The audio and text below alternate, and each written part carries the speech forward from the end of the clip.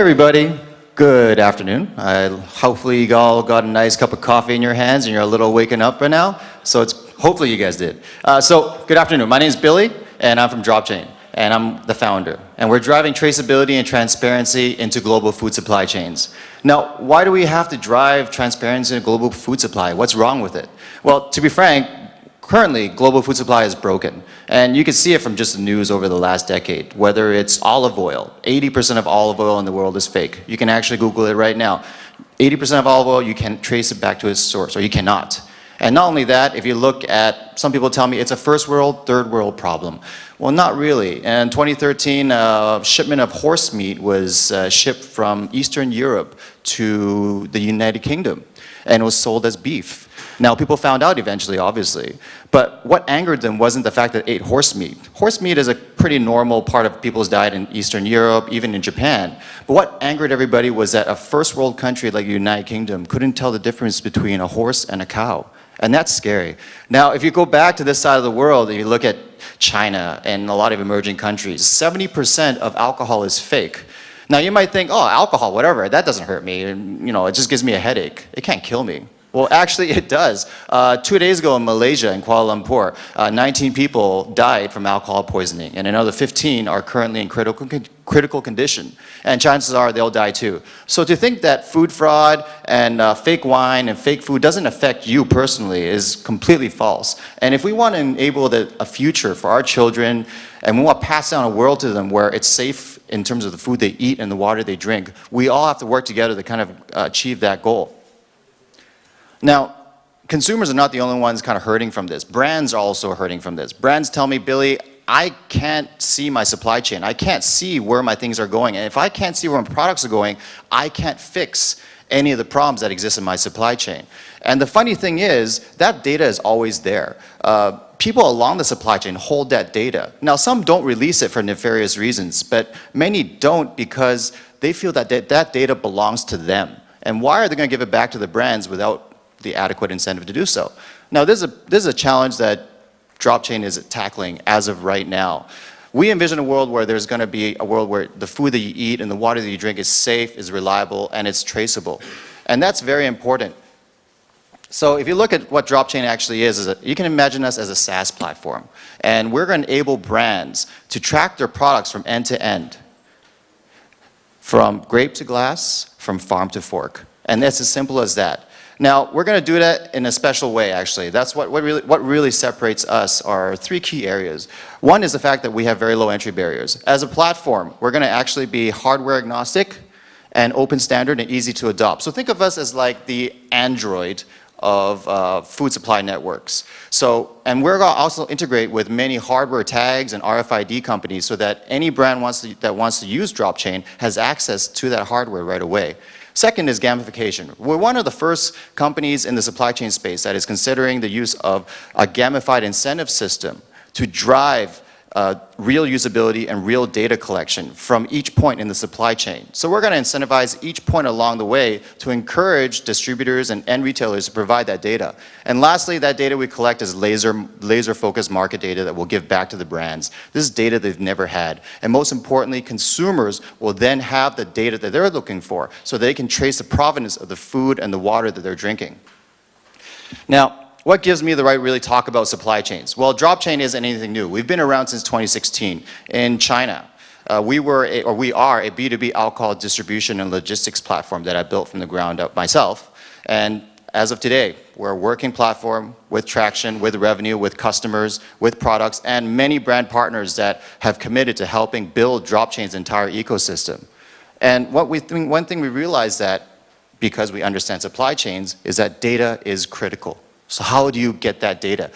Our goal is to empower everyone in a supply chain, whether you are a distributor or an end retailer or even a consumer, to own the data that you actually own and to be able to sell it back to the brands and get an incentive for it. Now, we actually have an infrastructure that we're developing right now. And our infrastructure is focused on a fully decentralized ecosystem that connects all our brand partners, distributors, and end users to allow them to exchange data, and not only that, to actually become incentivized to earn rewards from the data that they're willing to give up. And obviously, underpinning all this technology is blockchain. That's a given. And there's going to be a host of suites, there's going to be a host of applications and UI platforms that we're going to be enabling all our partners to use. Now, blockchain itself, I'm not going to explain it to you. There's a lot of smart people here today who understand blockchain. But what really sets us apart, like I mentioned, is the fact that we're using a gamified incentive structure on top of a hardware and tag agnostic ecosystem. And most importantly, we want to develop a fully decentralized ecosystem. Now, how does DropChain actually work? If you look at it this way, it's very simple. Think of us as, like I mentioned, a SaaS platform. Our brand, for them, it's even easier. They just log on, they put in money, they can track and trace their products from end to end. It's that simple. What happens along the way is actually very special, though. Along the way, we're going to start incentivizing each distribution point with an incentive to actually provide logistical data. Now, this incentive is actually going to be in the form of points or tokens, however you want to put it. Now, these tokens can then be exchanged or converted back directly into rewards that brands are willing to give these downstream participants. So, to look at it simply, a lot of partners that we speak to, a lot of brands, a lot of distributors and end retailers, they want things like discounts on future procurement. They want free shipments of alcohol from particular brands. Or, as they collect more and more tokens, their trust in the system improves. And as their trust improves, they want better payment terms. They want to be able to collateralize and actually improve or get better payment terms from the brands themselves so that they can have improved cash flow. And we talked about gamification. Gamification is an overly used term, but we can talk about it because our head of product used to be an ex-Tencent games producer. He then went off to make games like Call of Duty. So when he saw DropChain, he's like, we can gamify the entire supply chain and increase user engagement and increase user stickiness. And we're going to use all the experience that he's gained over the years making these games and putting it all into DropChain. And in terms of UI, UX, like I mentioned, we're already an existing product. So what we're doing is we're revamping our entire ecosystem now to create a new suite of tools, not only for our consumers, but for our partners, as well as brands, so that they can actually get aggregated supply chain data along the way. Now, everything that we talked about would be fruitless if there wasn't a token economic system. There has to be a good economic system in place. And one of the things that we realized that it's very hard to have a single token or a single token that can increase in value or decrease in value and at the same time remain stable for real utility use. So how do you do that?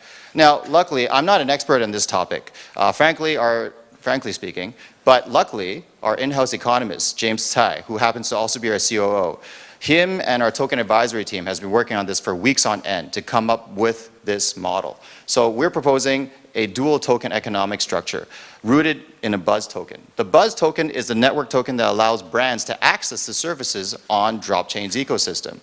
These buzz tokens, once staked, will automatically generate trace tokens. These trace tokens will then be distributed strategically across the supply chain so that each point along the way earns these trace tokens, which can then be redeemed back for an incentive from the brands themselves. And also, I talk a lot about blockchain. Everyone talks about immutability, transparency, traceability, but what actually really drives me is the fact that we can actually decentralize an entire supply chain ecosystem. What do I mean by decentralize? I mean decentralize everything from regarding the ownership of data, to give the ownership of that data back to the brands, or back to the distributor, or back to the end retailer. Much like your Facebook data should really belong to you and not some central governing authority. What we want to create is an ecosystem that's judged or managed via smart contracts, autonomous, without the need for a central governing body, so that we can actually step back and let everything run in a very organic fashion. Now, like I mentioned, we've been around for a long time. We've built many relationships over the years with key alcohol brands, key liquid brands, key beverage brands. And not only that, we're now building relationships with key government partners. And these government partners will help us ensure that when we actually land with DropChain, that we'll have the necessary backing in place to help us ramp up and achieve critical mass in each market. And I'm not alone in doing this. I have an amazing team. Myself, 15 years, many years with Microsoft as software developer, sales, consulting. I'm surrounded by some amazing economists, game developers, blockchain engineers, as well as some of the best and amazing marketers in the world. I'm very proud of the team that I've assembled, and we as a team together can definitely achieve this.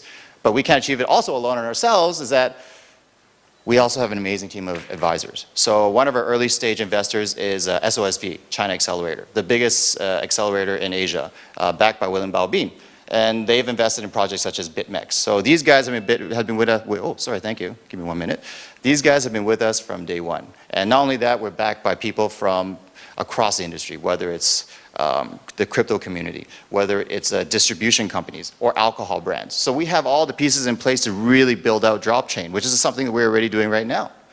Now, we can't do it alone. We're here to actually seek your help. We need the help of the crypto community to help us grow. We need your networks, and we need your resources and your expertise to really help us take DropChain to the next level. So if this project is of interest to you, please follow us, and I'd love to talk to you afterwards. Thank you.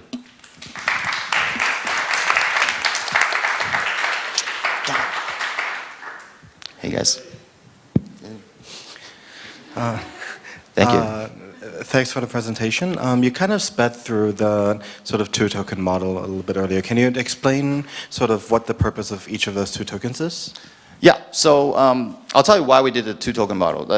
One of the reasons is we looked at a lot of single-token model like designs, and we realized that there's a big problem in terms of achieving, I would say, growth, or I would say a volatile, how should I say, a token that can go up or down in value and at the same time remain stable so that people can really use it within your ecosystem, right? It's a problem that many ICO projects or many projects out there are experiencing today.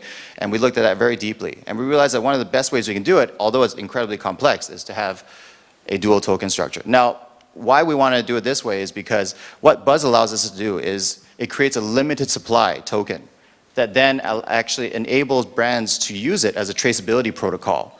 And because this will be actually listed on the open market, it will allow us to enable people out there to capture the real value behind the Buzz token. Now, at the same time, there's going to be users within our ecosystem that says, I don't really need Buzz tokens. I just want to be able to earn and trace tokens so I can actually earn the right to use privileges within your ecosystem. I don't need to track or trace anything. I just want to earn points so that I can actually get better discounts from my brands or get better discounts from my distributors. And that's where trace tokens come in, right? And trace tokens allows us to provide real utility within DropChain. And obviously, it's an unlimited supply, and the ratio between the both in terms of the actual exchange will be managed by a central exchange treasury team initially. And over time, we're going to actually change it into a more automated via smart contracts and just via pure algorithms. So you're saying trace token will be stable in value? Yes.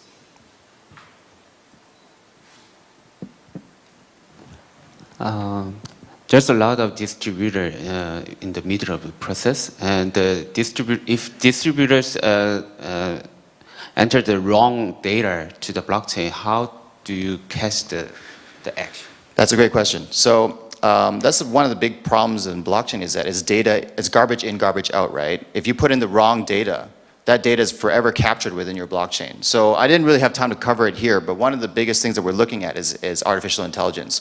Now, I know AI has been used, used everywhere today, but it's something that I believe in and I've been attending conferences on it to learn more about. Because with AI, you have to be able to look at a piece of data, like for instance, like transactional data for a piece of, I would say, a shipment. And you have to be able to look at maybe 1,000 data points attached to that shipment. And within a second, you have to be able to determine whether that shipment is real or it's been compromised or the alcohol in there is fake.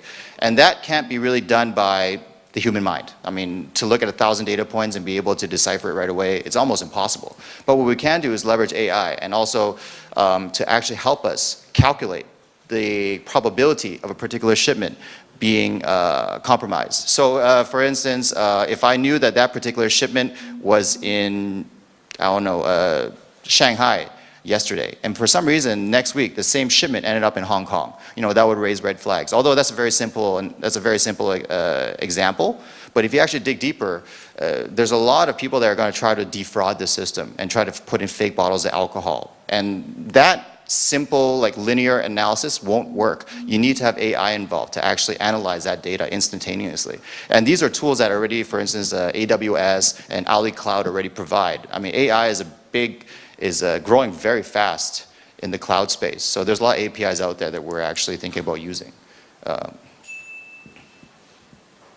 Last question. Yes. There are dozens of projects out there that are doing sort of food supply tracing in Providence. They've been around for several years. I mean, even Walmart itself is doing their own Hyperledger solution for tracing. Whatever it is. What's your competitive advantage? Sure. There's a few things regarding us in terms of competitive advantage. All the projects we've looked at, their end goal is to be a centralized ecosystem, a centralized platform that actually controls the ownership of data and the movement of data and the movement of goods. We don't want that. At DropChain, my goal isn't to build because if I do that, I can't compete with AWS, I can't compete with Ali Cloud.